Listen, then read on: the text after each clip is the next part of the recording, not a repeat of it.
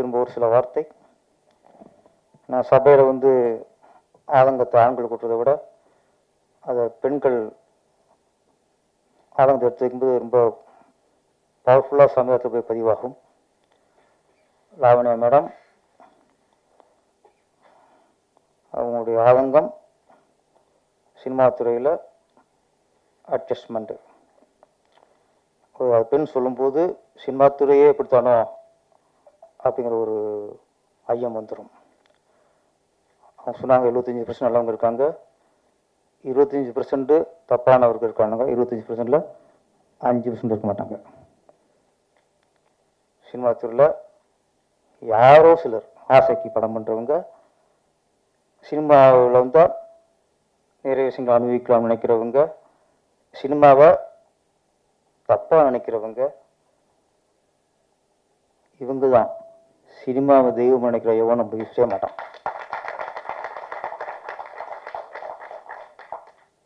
Cinema தொழிலை லட்சியமாக எடுத்துட்டு வந்து சினிமா தான் உயிர்னு பண்ணுறவன் இந்த வேலையை பண்ண மாட்டான். இங்கே நிறைய பேர் சினிமாவை நடிக்கணும் வர்றவங்க எங்கேயோ தவறான இடத்துக்கு போய் தப்பான ஆளை பார்க்கும்போது இந்த மாதிரி நடக்குது. அதை ஒரு பெண் சொல்லும்போது ஒட்டுமொத்த சினிமாவை இப்படித்தானோ அப்படின்னு ஒரு எண்ணம் மக்களுக்கு வந்துடக்கூடாது. எத்தனையோ நடிகைகள் இங்கே எல்லாரும் சகோதர பார்க்குறாங்க. ஒரு தந்தை மகளை தாங்குற மாதிரி எத்தனை இயக்குநர்கள் வந்து நடிகரை தாங்கிட்டு இருக்காங்க.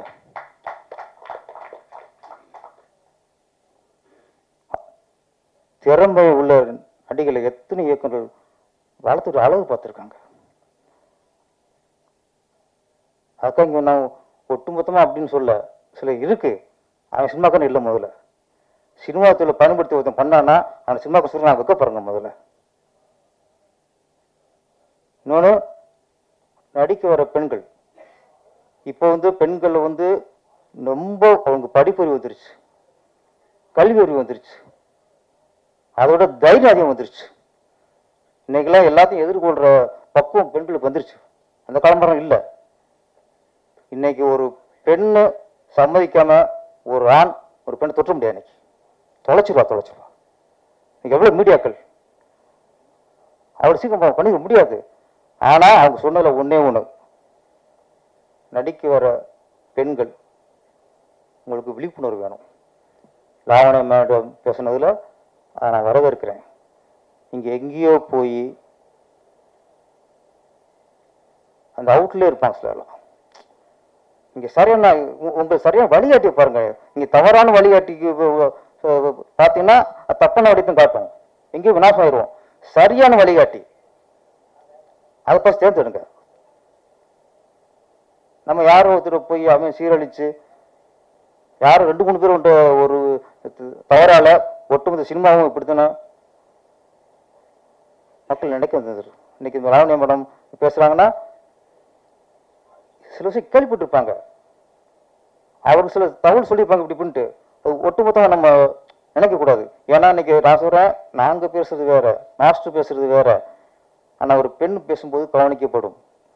அப்போ நாளைக்கு எத்தனையோ திறமையான பெண்கள் வந்து இது ஒரு கலைத்துறை, இது வரக்கு பயந்துடக்கூடாதான் சொல்கிறேன். நான் பெண்கள்லாம் வரணும், நிறைய சாதிக்கணும். ஆனால் நீங்கள் சரியான ஆள்கிட்ட போங்க. உங்களுக்குன்னு ஒரு நடிகர் சங்கம் இருக்கு, நடிகர் சங்கம் வழிகாட்டணும். நடிகர் சங்கத்தில் இது அழகான ஒரு குழு போட்டு நடிக்க வரவங்களுக்கு அவங்க வழிகாட்டணும். இந்த பிஆர் மூலியமாக போங்க, இந்த மேனேஜர் மூலியமாக போங்க, இந்த மாதிரி இயக்குனரை பாருங்க. எங்கேயோ ஒரு சினிமா கம்பெனி ஆவசியப்படுறாங்க, சினிமாவுக்கு சம்மந்தமே இல்லை. அவன் 10 பேர் பணத்தை வசூல் பண்ணி எங்கேயா பண்ணுவாங்க, அங்கேயும் மாட்டிக்கிட்டு செல்லிஞ்சா ஒட்டு சினிமா இப்படி சொல்ல முடியும்? சினிமா ஒரு மிகப்பெரிய சக்திவான சாதனம். சினிமாவில் இருந்தால் பல முதலமைச்சர் வந்திருக்காங்க. கலைஞர் சினிமாக்காரர், எம்ஜிஆர் சினிமாக்காரர், ஜெயலலிதா சினிமாக்காரர். இங்கிருந்து அத்தனை ஒரு ஆளுமையாக வந்திருக்கு. அப்படிப்பட்ட சினிமா இங்கே சில ஒரு ஒரு என்ன எப்படி சொல்றதில்ல, அது ஒரு சாபக்கேடு. சிலதுலாம் லாவணி மண்டலாம் பேசுகிறோம், எல்லாம் அவங்க நிறைய பேசினாங்க. உண்மையிலேயே அவங்க பேச்சு பக்குவம் இருந்துச்சு. சொன்ன மாதிரி அந்த ஒரு பக்குவங்கிறத விட ரொம்ப ஒரு ஆள் மனது பேசுறாங்க. ஆள் மனது அவங்க பேசுன மேடை பேச்சு இல்லை, அது அக்கறை பேசுறாங்க. நம்ம சில ஆள் சொல்லும்போது நம்ம நானும் பேச சொல்லாம இருந்தோம்னா அது உண்மையா போயிடும். அவங்க பேசுறதெல்லாம் நான் கேட்டுட்டு நாமே அது போயிருந்தேன்னா இப்படித்தான் போல இருக்கு, கேட்டு பேர சும்மா இருந்தாரு, பேசி கேட்டுட்டு மாஸ் சும்மா இருந்தாரு, சுரேஷ் சும்மா இருந்தாருன்னா அப்புறம் சினிமா அற்புதமான தொழில், சினிமா ஆரோக்கியமான தொழில், சினிமா சக்தி வாய்ந்த தொழில். சினிமாவில் பல நல்ல விஷயங்கள், நல்ல கருத்துகள், பாசம், அன்பு, காதல், பக்தி எல்லாத்தையும் மக்கள் கொண்டு சேர்த்த தொழில் சினிமா தொழில். சில குறைகள் இருக்கும். சேலையிலோட கரை இருக்கு, அது கரைங்கிறது அது அழகா பார்க்கணும். சிலதை இது கரை இருக்கு அப்படின்னு சேர சொல்லக்கூடாது. எல்லாருமே பயிரும் சொல்லும் மாதிரி தான். நிலவில் கலந்துருக்கு சொன்னார்ல, நிலவுல ஒரு சின்ன சேடை இருக்கும். அக்கா நிலம் வந்து இருட்டுல அதுல சில புள்ளிகள் இருக்கும். சினிமா துறை மட்டும் இல்லை, இன்னைக்கு சினிமா துறை விடுங்க, நான் எல்லாருக்கும் சினிமா துறை போக்கஸா தெரியுது. இன்னைக்கு ஆசிரியர் மாணவர்கிட்ட பாதித்துள்ள பண்ணலையா? பல்கலைக்கழகத்துல ஒரு மாணவி ஒருத்தன் கற்பழிக்கலையா? காதல் பேர்ல காதலியே நான் பிரின்சிபல் சேர்ந்து ஒரு கும்பல் கற்பழிக்கலையா? சினிமா துறைங்க கற்பழி நடந்திருக்கா? நீங்க அட்ஜஸ்ட்மெண்ட் சொல்றீங்க. எவனாவது இந்த டேரக்டர் ஹீரோ கற்பழிச்சான், இந்த அசிஸ்டன்ட் டேரக்டர் இந்த ஹீரோ இந்த பொண்ணை கற்பழிச்சான்னு வந்திருக்கா? அட்ஜஸ்ட்மெண்ட் கேட்கறது தப்பு தான். சில நேரங்கள் அப்படி கேட்டா தீர்க்கவா முடியாம போயிருங்க, இல்லையா அவங்க அடையாளம் காட்டிருங்க. இங்க சமூகத்துல எங்கெங்க என்னென்னமோ நடக்குது, அந்த அளவுக்கு சினிமா இல்லைங்க, அந்த அளவுக்கு சினிமா இல்லை. சில குறைகள், அந்த குறைகளையே இதான் சினிமா காட்டிக்கிறாங்க. சினிமா அற்புதமான தொழில், நல்லவங்க திறமையானவங்க வாங்க, தப்பான இடத்துக்கு போயிடாதீங்க, தப்பா மாட்டி நீங்க சீலிச்சிட. எவ்வளவுதான். நன்றி, வணக்கம். இசைத்துறையில ஆர்வம் இருக்கக்கூடியவங்க. எம்ஏ இந்துஸ்தானி இசைய பஞ்சாப்ல படிச்சிருக்காங்க. இவர் சினிமால பாடகியா வரணும்னு ஆசைப்பட்டவர். முழு துறையையும் கற்றுக்கொண்டு 32 துறைகளிலும் சாதனை படைத்துள்ளார். ரொம்ப நேரமா 32 துறை அப்படின்னு சொல்லிட்டு இருக்கோம். அது என்னென்ன துறைகள் அப்படின்னா production, direction, story, script, screen play, dialogue, music, dubbing, editing, singing, acting, fight stunt, dance, camera, lyrics, colour grading, EFX, VFX, SFX, casting, costume, art, makeup and location. அது மட்டும் இல்லாம subtitles, foley, censor script, 5-1 mix, sound engineering, NOC from AWBI, censor from CBFC, movie distribution. இந்த மாதிரி 32 துறையையும் ஒரே ஆளா இவங்க இந்த படத்துக்காக முடிச்சிருக்காங்க. And she is the inspiration for all the women and we wishing her to be more successful, ma'am. So now I welcome our one and only Miss Lavanya ma'am to share a few words. தமிழ்ல கூப்பிட்டுமா? Okay.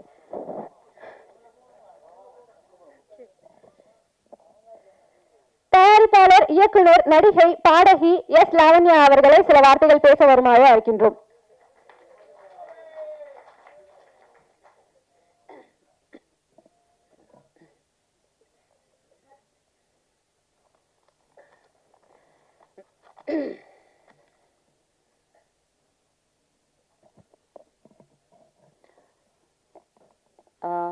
முதல்ல இங்க நான் நிக்கிறதுக்கு காரணமா இருந்த, இந்த மேடை அமைச்சு கொடுத்த எல்லா ஒர்க்கர்ஸ், அதுக்கு ஹெல்ப் பண்ணிட்டு கொடுத்த சின்னையா அவர்கள், ஆர்ஜே ராஜேஷ் அவர்கள், அப்புறம் நம்ம எல்லாத்தையும் இணைக்கிறதுக்கு ஒரு பாலமா இருந்த PRO மிஸ்டர் சிவா அவர்கள், அப்புறம் ஜோதி சார், இந்த தேட்டரோட உரிமையாளர், எல்லாத்துக்கும் நான் ஃபர்ஸ்ட் நன்றி சொல்லிக்கிறேன். இந்த டீ கடை ஒன்று இருக்குது, அவங்க கூட இது சர்வீஸ் பண்ணிட்டு இருக்காங்க. ஸோ யாரெல்லாம் வந்து சர்வீஸ் பண்ணியிருக்காங்க, இந்த ஒரு விஷயத்தில் நம்ம வந்து இங்கே உட்காந்துருக்கோம், நம்ம எல்லாம் இணைஞ்சிருக்கோம்னா அவங்களால தான். So I want to thank every one of them first. அதுக்கப்புறம் நான் இப்போ வெல்கம் பண்ணுறதுக்கு ஜாகுவர் சார், ஸ்டண்ட் மாஸ்டர், அவங்கள வெல்கம் பண்ணுறேன். பேரரசு சார், வண்டர்ஃபுல் டைரக்டர், அவங்களையும் வெல்கம் பண்ணுறேன். கூல் சுரேஷ் சார், அவங்களையும் வெல்கம் பண்ணுறேன். He's a new hero, upcoming hero. So எல்லாருமே வந்து அவருக்குமே வந்து சப்போர்ட் பண்ணுங்க. ஸோ இது மட்டும் இல்லாமல் TV, media, press, YouTube and எல்லாத்தையுமே நான் வந்து வெல்கம் பண்ணுறேன். ஸோ என்னை பற்றின ஒரு intro, small intro. I am also a normal person like you. ஒரு கனவுகளோடையும் ஒரு ஆசைகளோடையும் நாமளும் இந்த ஒரு வாழ்க்கையில் சாதிச்சிட மாட்டோமா அப்படின்னு ஒரு லைஃப்பை வந்து எடுத்துகிட்டு போகிற ஒரு நார்மலான ஒரு பர்சன் தான். இங்கே நிற்கிறேன் அப்படிங்கிறதுனால பெருசாக ஒன்றும் எதுவும் டிஃப்ரென்ஸ்லாம் கிடையாது. எல்லாருக்குள்ளாரையும் இருக்கிற ஒரு நியாயமான ஆசைகள். நம்மளும் ஒரு 4 பேத்துக்கு தெரிஞ்ச ஒரு பர்சன் ஆகணும். நம்மளும் ஏதோ ஒன்று வாழ்க்கையில் சாதிச்சுட்டு தான் இந்த உலகத்தை விட்டு போகணும். இல்லை இந்த வாழ்க்கைக்கு வாழ்கிறதுக்கு ஒரு அர்த்தம் இல்லை. எல்லாருமே படிக்கிறோம், உழைக்கிறோம், சாதிக்கணும், இதை பண்ணணும், அதை பண்ணணும்னு ஓடிக்கிட்டே இருக்கோம். பின்னாடி திரும்பி பார்த்தோம்னா நம்ம வாழ்க்கையில் என்னத்தை சாதிச்சோன்னு பார்த்தா ஒன்றுமே இல்லை. அடுத்தவங்களுக்காக வாழ்ந்து வாழ்ந்து வாழ்க்கை போயிடுது. கடைசியில் நம்மளுக்குன்னு ஒரு ஆம்பிஷன் இருக்கே, அதுக்குள்ளே வயசு போயிடும். வயசு போச்சுன்னா உங்களுக்கு ஆப்பர்ச்சுனிட்டி கிடைக்காது. இங்கே சினிமா துறை அப்படின்னு வரும்போது பார்த்தீங்கன்னா நிறைய உங்களுக்கு வந்து சேலஞ்சஸ். நீங்கள் ஸ்டார் கிட்டாக இருந்தீங்கன்னா டைரக்ட் என்ட்ரி. நான் வந்து ப்ராக்டிக்கலாக சொல்கிறேன், உண்மையே சொல்கிறேன். யாரையும் காயப்படுத்துன்ற ஒரு நோக்கத்தோடு சொல்லலை. இயற்கையாக என்ன போயிட்டுருக்கு அதுதான் ப்ராக்டிக்கலாக சொல்கிறேன். ஸோ அப்போ நம்ம எந்த ஸ்டார் கிட்டும் கிடையாது, நம்மளுக்கு எந்த பேக்கப்பும் கிடையாது. ஆனால் மனசுக்குள்ள ஒரு ஆசை வந்துருச்சு, பாடணும் அப்படிங்கிற ஒரு ஆசை. சின்ன வயசுலேருந்து ஜானகி அம்மா, சுசீலா அம்மா, மின்மினி, இந்த மாதிரி இருக்கவங்களோட பாடல்கள், அதுக்கப்புறம் ஸ்ரேயா கோஷால், இவங்களோட பாடல்கள்லாம் கேட்டு கேட்டு இன்ஸ்பயர் ஆகி தான் கொஞ்சம் கொஞ்சமாக வளர ஆரம்பித்தேன். அப்புறம் ஒரு காலேஜ் அப்படின்னு போகும்போது இதையே ஒரு படிப்பாக எடுத்து நம்ம ஏன் படிக்கக்கூடாது, எங்கே போனாலும் ப்ரைஸ் வாங்குறேன், எல்லாரும் பாராட்டுறாங்க, அவங்க சொல்லும் போது தான் நம்மளுக்குள்ள ஒரு திறமை இருக்கு போல இருக்கு அப்படின்னு தெரிஞ்சது. ஸோ நம்மளுக்கு ஒரு திறமை இருக்குன்னு புரியறது கூட அடுத்தவங்க சொல்லும் போது தான் நம்மளுக்கு தெரியுது. அந்த நிலையில தான் நம்ம இருந்தோம். ஸோ இது எல்லாம் முடிச்சு, காலேஜ் எல்லாம் முடிச்சு, நம்மளோட வயசு வாலிபம் எல்லாம் ஒரு 20, 25 அப்படி வரும்போது, சரி இண்டஸ்ட்ரிக்குள்ளார வரும்போது தெர் ஆர் சம் என்ன சொல்கிறது சேலஞ்சஸ். என்னை பொறுத்த அளவுக்கு எந்த சேலஞ்ச் கொடுத்தாலும் அதை நான் வந்து செய்யறதுக்கு நான் ரெடியாக இருக்கேன். பட் அந்த டிமாண்ட்ஸ் ஒரு நியாயம் உள்ள ஒரு விஷயங்களாக இருந்தால் நம்ம செய்யலாம், நியாயம் இல்லாத விஷயங்கள் நம்ம செய்ய முடியாது. நான் மேடைக்காக நான் பேசல, நம்ம மனசுல இருக்க எல்லாருடைய ஆதங்கத்தையும் நான் வந்து இப்போ நான் பேசிட்டு இருக்கேன், வேற எதுவுமே கிடையாது. இங்கே யாரையும் நான் காயப்படுத்தலை. ஸோ தவறா யாரும் நினச்சிக்காதீங்க. இப்போ நம்ம வந்து ஒரு இடத்துல நம்ம போகிறோம், ஒரு ஆப்பர்ச்சுனிட்டின்னு சொல்லி கேட்டால் அந்த ஆப்பர்ச்சுனிட்டி வந்து நியாயமாக கிடைக்குதா? கிடைக்கிறது இல்லை. திறமைக்கு கிடைக்குதா? கிடைக்கிறது கிடையாது. ஆனால் இது வந்து எல்லா சினிமா துறையில் இருக்கிறவங்களையும் நம்ம குறை சொல்லிட முடியாது. ஒரு 75% பீப்புள் ரொம்ப நல்லவங்க இருக்காங்க சினிமா துறையிலையும் சரி, எல்லா இண்டஸ்ட்ரியிலையும் சரி. இந்த ஒரு 25% இருக்காங்க இல்லைங்களா, அவங்க பண்ணுற சின்ன சின்ன தவறுகள் இந்த 75% பீப்புளையுமே அஃபெக்ட் ஆகுது. ஒரு இமேஜ் வந்து ஒரு பேட் இமேஜ் கொடுக்குது. சினிமா பீப்புள்னா ஒரு கிரேஸ் இருக்கு, எல்லாமே இருக்கு, அவங்கள பற்றின ஒரு மதிப்பு மரியாதை எல்லாமே இருக்கு, அந்த படத்தில் நம்ம ரசிக்கிறோம். ஆனால் ஒரு இமேஜ் என்ன கிரியேட் ஆகிருக்கு நம்மளை பற்றி? தவறான ஒரு இமேஜ். எதனால? ஒரு சிறுபான்மையினர் பண்ணக்கூடிய தவறுனால. என்ன டிமாண்ட்ஸ் கேட்குறாங்க? நான் ஓப்பனாகவே சொல்கிறேனே, எந்த பொண்ணாக இருக்கட்டும் ஆணாக இருக்கட்டும், போன உடனே ஃபர்ஸ்ட் என்ன கேட்குறாங்க? அட்ஜஸ்ட்மெண்ட் பண்ணுறியா, இன்வெஸ்ட்மெண்ட் பண்ணுறியா, பசங்களாக இருந்தால் இன்வெஸ்ட்மெண்ட் பண்ணுறியா. So this is the basic thing. So நம்ம இதெல்லாம் பார்க்கறதுக்கு தான் இவ்வளோ தூரம் படிச்சுட்டு வந்தோமா? இதை பண்ணாதான் வந்து அப்புறம் ஆப்பர்ச்சுனிட்டி கிடைக்கணும்னா படிச்சிருக்கவே வேணாமே. ஸோ அட் லாஸ்ட் நம்ம என்னன்னா, சரி நம்மளோட வாழ்க்கையை நம்ம திருப்பி போய் ஸ்டார்ட் பண்ணவும் முடியாது. ஆனால் நம்மளுக்குள்ள திறமை இருக்குன்னு நம்மளுக்கு நம்பிக்கை இருக்கு. அடுத்தவங்களுக்கு எப்படி நம்ப வைக்கிறது? ஒரு திறமை கிடைச்சாதான், ஐ மீன் ஒரு வாய்ப்பு கிடைச்சாதான். அந்த வாய்ப்புக்கு இந்த மாதிரி ஒரு விஷயங்கள் டிமாண்ட் இருந்ததுன்னா எப்படி உங்களோட திறமையை வந்து காமிக்க முடியும்? அப்ப இப்படியே போய் சேர வேண்டியதுதான். இந்த மாதிரி புதஞ்சு கிடைக்கிற எத்தனையோ திறமைகள். இன்னைக்கு நான் வந்து 32 டிபார்ட்மெண்ட்ஸ் பண்ணியிருக்கேன் அப்படின்னா இதை நான் சாதிச்சதா நான் நினைக்கவே இல்லை. இப்போ கூட நான் சொல்றேன், எனக்கு 10 வேர்ல்டு ரெக்கார்ட்ஸ் கிடைச்சிருக்கு. லண்டன், சரிங்களா, யுஎஸ்ஏ, அந்த மாதிரி டிஃப்ரெண்ட் கண்ட்ரீஸ்லேருந்து கிடைச்சிருக்கு. அப்போ எனக்கு அந்த சாதிச்ச அந்த ஒரு நிலை எனக்கு மைண்ட்ல தோணல. எவ்வளவு நம்ம படிச்சாலும் நம்ம லேர்னர் தான். That is what I feel. இன்னும் படிக்கிறதுக்கு நிறைய இருக்கு. சினிமாங்கிறது ஒரு கடல். அதுல சில பேர் இவ்வளோ ஒரு டம்ளர் குடிக்கிறாங்க, ஒருத்தர் மக்கு குடிக்கிறாங்க, அவ்வளவுதான். அதுக்குள்ள நம்ம வயசு பத்துறது இல்லை. So this is what we undergo. So இந்த சுச்சுவேஷனை வந்து நம்ம மாற்றணும்னா நம்ம வந்து ஒரு சின்ன சின்ன ரூல்ஸ் கொண்டு வரலாம் நம்மளோட சினிமா துறையில். நான் வந்து இது என்னோட ஆதங்கமாக சொல்கிறேன், சரிங்களா? இதில் வந்து எந்த விதமான வேற எந்த நோக்கமும் கிடையாது. ஒரு சஜஷன்ஸ் என்ன அப்படின்னா, எந்த ஒரு நீங்கள் ஜாபுக்கு போகிறதா இருந்தாலும் நீங்கள் படிச்சிருக்கீங்களா, உங்ககிட்ட ஒரு பட்ட படிப்பு இருக்கா, உங்களுக்கு ஒரு வேலை கிடைக்குது, உங்களோட குவாலிஃபிகேஷன் பார்த்து இல்லை உங்களோட எக்ஸ்பீரியன்ஸ் பார்த்து. ஆனா நம்மளோட கல்ச்சர் மாறி போச்சு, காலம் மாறி போச்சு, விலைவாசி மாறி போச்சு, சரிங்களா, எல்லாமே மாறி போச்சு.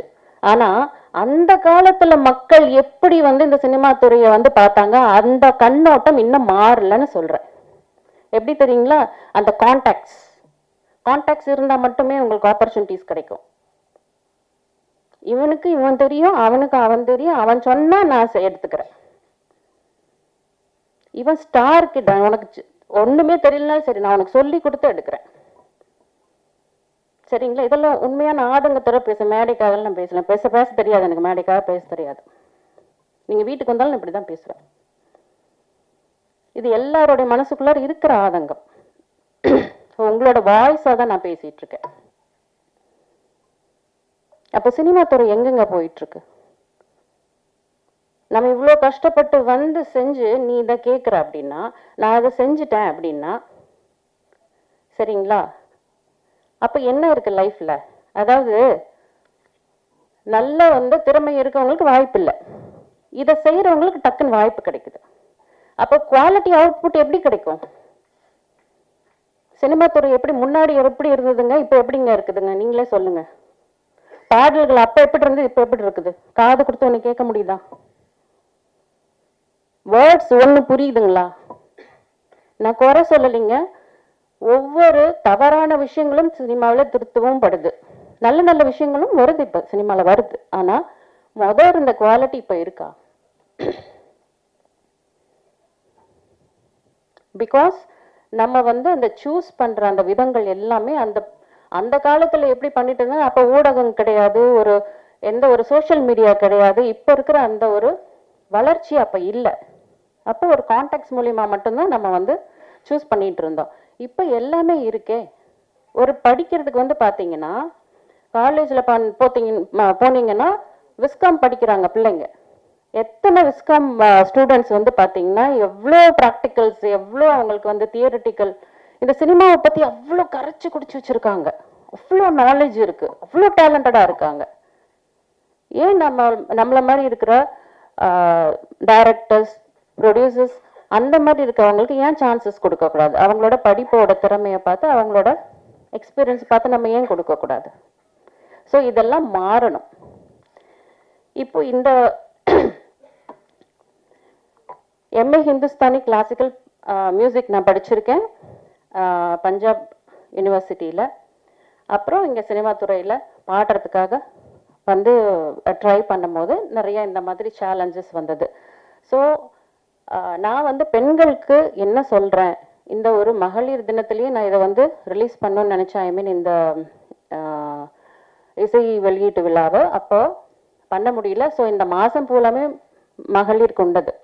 அதனால நான் சேயிங் மை மெசேஜ் என்ன அப்படின்னா, இப்போ நான் வந்து இதை படிச்சுட்டு வரும்போது சேலஞ்சஸ் வந்தது. உங்களுக்கு எல்லாத்துக்கும் வந்த மாதிரி எனக்கும் வந்தது. ஆனால் நம்ம அதை அக்செப்ட் பண்ணுறோமா பண்ணலையா, அதை பொறுத்து தான் நம்ம வாழ்க்கையும் நம்ம தலையெழுத்தும் மாறும். எப்பவுமே நம்ம அடுத்தவங்களை குறை சொல்லிக்கிட்டே இருக்கக்கூடாது. ஆண்களை குறை சொல்லிக்கிட்டே பெண்கள், நான் பெண்களை குறை சொல்லிட்டே ஆண்கள். எப்பவுமே கை நம்மளை பார்த்து இருக்கணும். நம்ம ஒழுங்கா இருந்தால் நம்மளை யாரும் ஒன்றும் பண்ண முடியாது. சரிங்களா? அப்போ நம்மளுக்கு ஹெல்ப் பண்றதும் ஆண்கள் தான், நம்மளை வளர்த்து விடுறதும் ஆண்கள் தான், நம்மளை சாதிக்க வைக்கிறதும் ஆண்கள் தான்.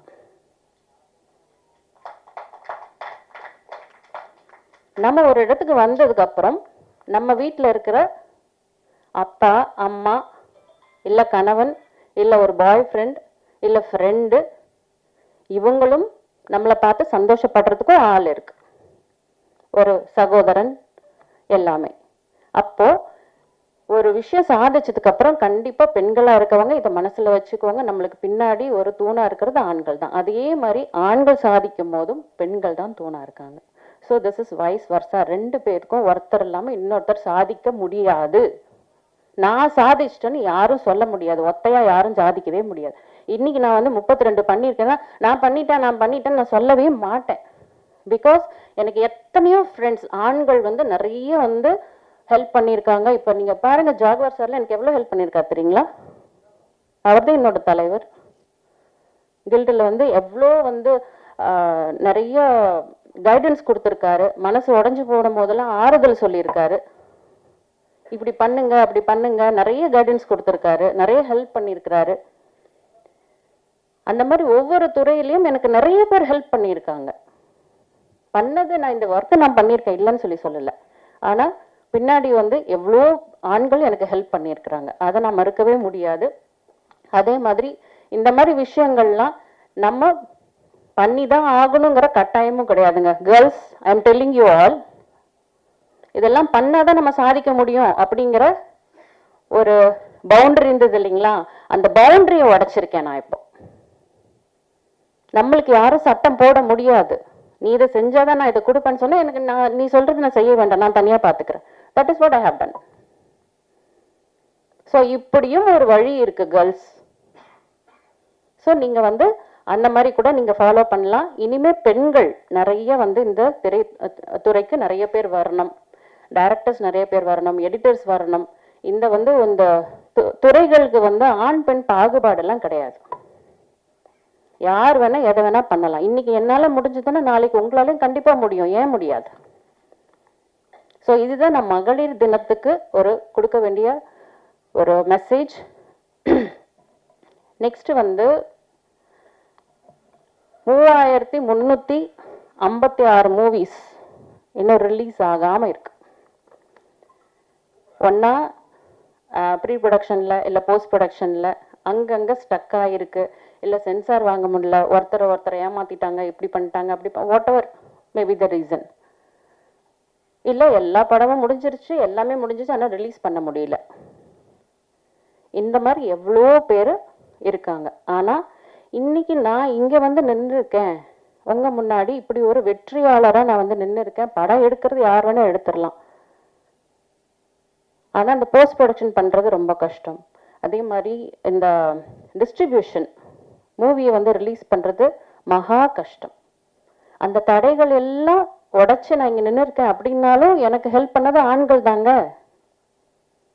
மூவி டிஸ்ட்ரிபியூஷன்ல எனக்கு நிறைய பேர் ஹெல்ப் பண்ணியிருக்காங்க, நிறைய பேர் கூப்பிட்டு ஹெல்ப் பண்றாங்க. நான் உங்களுக்கு ஹெல்ப் பண்றேன், இந்த கான்டாக்ட் எடுத்துக்கோங்க, அந்த கான்டாக்ட் எடுத்துக்கோங்க, நீங்க இங்க பாருங்க, நீங்க இவ்வளவு கஷ்டப்பட்டு இதை பண்றீங்க, நீங்க நல்லா வரணும். ஒரு வாழ்த்துறவங்களும் ஆண்களா தான் இருக்காங்க, பெண்களும் நிறைய பேர் ஹெல்ப் பண்றாங்க. ஸோ நிறைய நம்மளுக்கு லெசன்ஸ் எல்லா இடத்துல இருந்து கிடைச்சிக்கிட்டு தான் இருக்கு. நம்ம யாரையும் குறைய சொல்ல வேண்டாம், எல்லாத்துக்கும் நம்ம நன்றியா இருப்போம். இத்தனை பேர் இவ்வளோ ஸ்டக்கா இருக்கும் போது எனக்கு இந்த மாதிரி ஒரு ஆப்பர்ச்சுனிட்டி கிடைச்சிருக்கு அப்படின்னா இது உங்க எல்லாத்தோட ஒரு சப்போர்ட்னாலையும் இந்த பிரபஞ்சத்தோட ஒரு கட்டளை. ஏதோ ஒரு விஷயம் என் மூலியமா சொல்லணும்னு நினைச்சிருக்காங்க. அதனால என்னை சூஸ் பண்ணி என்னை பண்ண வச்சிருக்காங்க. ஒரு கருவியா என்னை யூஸ் பண்ணியிருக்காங்க. அப்படிதான் நான் இதை பார்க்குறேன். நான் செஞ்சேன் நான் அப்படிங்கிற எண்ணம் எனக்கு இல்லை. இந்த பிரபஞ்சம் என்ன பண்ண வச்சிருக்காங்க. ஐ ஆம் ஜஸ்ட் அன் இன்ஸ்ட்ருமெண்ட். ஸோ இந்த பேய்க்குட்டு மூவியில் வந்து பார்த்தீங்கன்னா ஆர்டிஸ்ட் தீபா சங்கர், ஸ்ரீஜா ரவி, சாந்தி ஆனந்தராஜ் இவங்கெல்லாம் நடிச்சிருக்காங்க. நானும் நடிச்சிருக்கேன். பேய் நடிச்சிருக்கு, அப்புறம் வந்து நாய் நடிச்சிருக்கு, அப்புறம் நிறைய யங் டேலண்ட்ஸ் அவங்களுக்கும் வந்து வாய்ப்பு கொடுத்துருக்கேன். புதுமுக நடிகர்களும் நிறைய பேர்த்த நான் இதில் இன்ட்ரடியூஸ் பண்ணியிருக்கேன். ஸோ நான் எப்படியெல்லாம் கஷ்டப்பட்டேன் அந்த மாதிரி அவங்க கஷ்டப்படக்கூடாது. திறமை இருந்தால் அவங்களுக்கும் ஒரு வாய்ப்பு கொடுக்கலாம், நாம ஒரு உதாரணமாக இருக்கலாம் அப்படின்னு அவங்களுக்கு நான் வாய்ப்பு கொடுத்துருக்கேன். திறமையை தான் பார்க்கணும். அந்த ஒரு பர்டிகுலர் ஒரு சீனில் நல்லா நடிக்கிறாங்களா, அந்த உள்ளுக்குள்ளார அந்த அவங்க ஃபீல் பண்ணுற அந்த எனர்ஜியை அந்த மக்களை ஃபீல் பண்ண வைக்கணும். அதுதாங்க நடிப்பு. இங்கே இவங்க அழுதா அவங்க அழுகணும், இங்கே சிரிச்சா அங்கே சிரிக்கணும். அந்த ஒரு எனர்ஜியை அந்த வந்து டிரான்ஸ்ஃபார்ம் ஆகி ஒரு வேவ்ஸாக போய் அவங்கள அழக வைக்கணும். அதுதான் நடிப்பு. உள்ளுக்குள்ளார அப்படியே ஒரு மாதிரி புல்லரிக்கும் தெரியுமா, அந்த ஒரு ஃபீல், அந்த எனர்ஜி யங் டேலண்ட்ஸ் ஒரு புதுமுக நடிகர்கிட்ட இருந்தால் ஏன் எடுக்கக்கூடாது?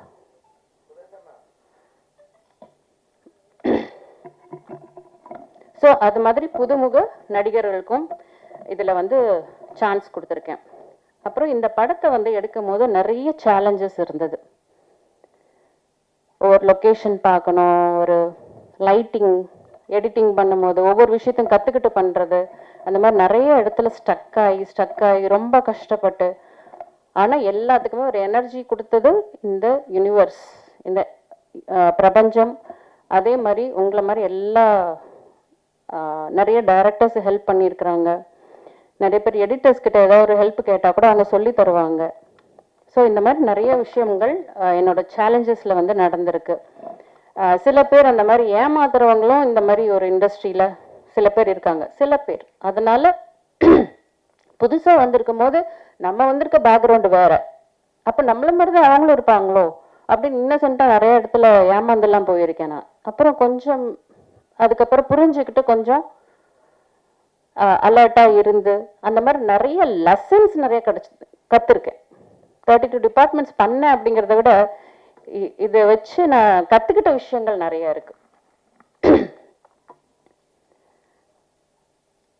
அப்புறம் வந்து பார்த்தீங்கன்னா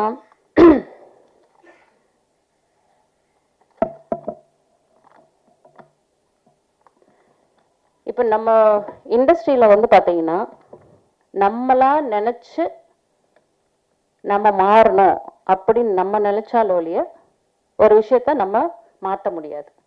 என்னதான் எத்தனை தான் படம் வந்தாலும், எத்தனை கருத்துக்கள் வந்தாலும், என்னதான் இது பண்ணாலும், திருடனாய் என்ன தோன்றி இல்ல திருடனாய் பார்த்து திருந்தாவிட்டால் திருட்டை ஒழிக்க முடியாதுன்னு சொல்லுவாங்க. அது மாதிரி இந்த படத்தோட மெசேஜ் என்ன, இந்த மாதிரி ஒரு டேலண்ட்ஸ் அதுக்கு வந்து வாய்ப்பு கொடுக்கணும். இந்த மாதிரி அட்ஜஸ்ட்மெண்ட்ஸு, இன்வெஸ்ட்மெண்ட்ஸ் அதெல்லாம் கேட்காம ஒரு திறமைக்கு வாய்ப்பு கொடுத்தீங்கன்னா நம்மள இண்டஸ்ட்ரியோட அவுட்புட் நல்லா வரும் அப்படிங்கிற ஒரு மெசேஜ் கொடுத்துருக்கேன். ஆனால் இதையுமே வந்து பார்த்தீங்கன்னா எத்தனை பேர் இது எடுத்துக்கிட்டு பண்ணுவாங்க அப்படிங்கிறது அவங்கவுங்கள பொறுத்தது தான். இது நம்ம ஜென்ரலாக எல்லாரோடைய கஷ்டங்கள், எல்லாருடைய மனக்குமுறல்கள், அதை தான் வந்து இந்த படத்தில் வந்து நிறைய டயலாக்ஸாகவும் சொல்லியிருக்கேன், காமெடி மூலியமாகவும் சொல்லியிருக்கேன். ஸோ ரொம்பவே உங்களுக்கு வந்து ஒரு என்டர்டெய்னிங்காக இருக்கும் இந்த படம். ஸோ எல்லாருமே தேட்டருக்கு வந்து நீங்கள் பார்க்கணும். ஊடக நண்பர்கள், ப்ரெஸ், மீடியா எல்லாத்துக்கிட்டையுமே நான் வந்து கை வணங்கி உங்ககிட்ட தலை வணங்கி கேட்டுக்கிறேன். என்ன அப்படின்னா, ஒரு நல்ல மெசேஜ் இந்த படம் மூலயமா கொடுத்துருக்கேன். அதை நீங்கள் மக்கள்கிட்ட கொண்டு போய் சேர்த்தணும்னு நான் கேட்டுக்கிறேன். ஸோ அதன் மூலமாக நல்ல ஒரு புரட்சி வரத்துக்கு வாய்ப்பு இருக்கு.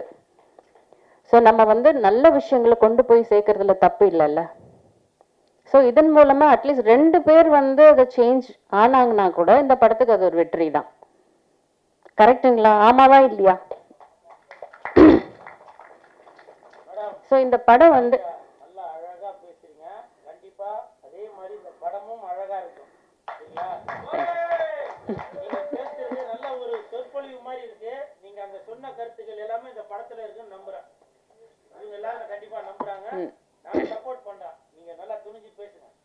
Thank you sir, thank you.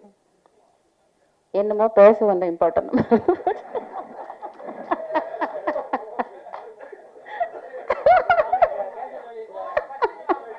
ஃபர்ஸ்ட்ல எல்லா கோட்டையாலையும் ஃபர்ஸ்ட்ல இருந்து மறுபடியும் பரோட்டா சாப்பிட்ற சூரிய மாதிரி. ஸோ என்னன்னா, ஊடக நண்பர்கள் எல்லாத்துக்கிட்டையும், யூடியூபர்ஸ் எல்லாத்துக்கிட்டையும் நான் வந்து ரெக்வஸ்ட் பண்ணி கேட்குறேன். எத்தனையோ விஷயங்கள் நம்ம வந்து வியூஸ் கிடைக்குது. ஏன்னா நானும் ஒரு யூடியூபர் தான், 4 யூடியூப் சேனல் இருக்கு. ஒன்று வந்து ஒரு சர்வீஸாக வந்து இந்த பிரபஞ்சத்தை பற்றி பேசிக்கிட்டு இருக்கேன், சரிங்களா? லா ஆஃப் அட்ராக்ஷன், ஈர்ப்பு விதி அப்படின்னு ஒரு விஷயம் இருக்கு. இன்னைக்கு நான் இங்கே நிற்கிறேன் அப்படின்னாலும் அந்த ஈர்ப்பு விதி தான் காரணம். நம்ம பாசிட்டிவாக ஒரு விஷயத்த நம்ம நம்பி இது நம்மளுக்கு நடக்கும் நடக்கும் நடக்கும் அப்படின்னு நீங்க நம்பி உங்களோட தாட்டை நீங்க அதுல போட்டுக்கிட்டே இருந்தீங்கன்னா கண்டிப்பா நடக்கும். ஸோ அந்த மாதிரி ஒரு விஷயங்கள் தான் நான் அந்த யூடியூப் சேனல்லே சொல்லி கொடுத்துட்டு இருக்கேன். எஸ் லாவண்யா டைரக்டர்னு அடிச்சீங்கன்னா உங்களுக்கு யூடியூப் சேனல் கிடைக்கும். ஸோ லட்சமான மக்களோட வாழ்க்கை அதனால மேம்படுது. நிறைய பேர் அவங்களோட ஆசைகள் ஈடேறிக்கிட்டு இருக்கு. ஸோ அதனால இந்த பிரபஞ்சத்துக்கிட்ட நான் ரொம்பவே வந்து வணங்கி கேட்டுக்கிறேன். அது உங்க எல்லாத்துக்கிட்டையும் கேட்டுக்கிறேன். கண்டிப்பா நீங்க வந்து எல்லாரும் சப்போர்ட் பண்ணிக்கிட்டு இருக்கீங்க ஆல்ரெடி. உங்க எல்லாத்துக்குமே இந்த பேய்கொட்டு படம் பிடிச்சிருச்சு. நீங்க எல்லாருமே சப்போர்ட் பண்ணிக்கிட்டு இருக்கீங்க. தியேட்டர்ல அருமையா ரிலீஸ் ஆக போது. நீங்க எல்லாருமே அருமையா சப்போர்ட் பண்றீங்க. And all press media and all YouTubers, every one, I would like to thank you from the bottom of my heart, and thank you so much every one of you for coming here and supporting us and extending all the support for all of us towards this Peykut movie. And இங்க வந்திருக்க எல்லா celebrities எல்லாத்துக்குமே நான் வந்து நன்றி சொல்லிக்கிறேன். எல்லாருக்குமே நன்றி. Thank you so much.